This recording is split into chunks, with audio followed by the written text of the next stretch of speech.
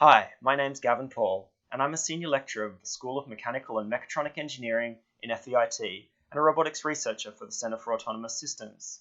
I'm very proud of my students, and as they've trained to solve the engineering challenges of tomorrow, their enthusiasm and commitment and learning outcomes have been a constant source of energy for me. So while my students introduce and show their personalised learning outcomes from 41013 Robotics and 48622 Mechatronics 1, I'll briefly explain my take on Learning.Futures and why it resonates with me, and why it seems to work in my real and virtual classrooms.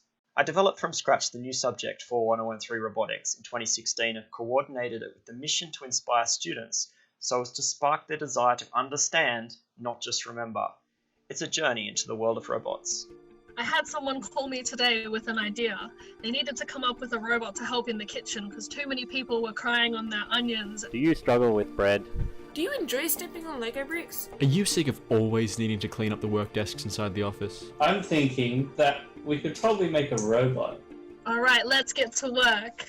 When I was an undergrad, I used to travel hours each way to university to listen to long lectures given by unenthusiastic academics in front of well-worn slide decks filled with principles and formulas that I could have read at home or on the train. I loved engineering, but I wanted to build robots. A course filled with theories, principles, facts, and statistics may be necessary, but they are uninspiring. As much as I learned about engineering during those years of study, probably the most important thing I learned was about the power any leader has to cultivate or quash agency. When I decided to become a teacher, I wanted to be a source of agency for my students. Fortunately, when I became an academic in 2016, Learning.Futures had just launched, encompassing all the principles I wanted to include in my teaching, leveraging technology and online resources, shorter but far more valuable face-to-face time, and finding solutions for messy problems as we find them in the real world, not just as simplified theoretical examples we find in books. With the support of this program, I resolved to lead the change I wanted myself. Purpose-driven and project-based learning enables students to identify a solid why, which significantly increases their intrinsic motivation. Since 2017, I've coordinated 48622 Mechatronics 1.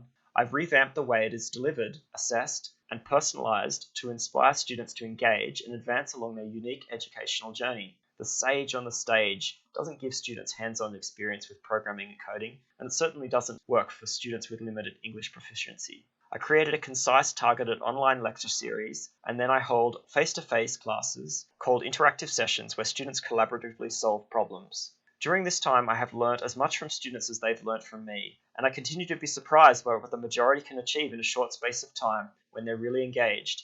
The content is challenging and the learning curve is steep, but deep learning is not about memorizing facts or passing exams. It's about engaging with material, synthesizing with personal experience, trying and failing, and coming to a deeper understanding about the world.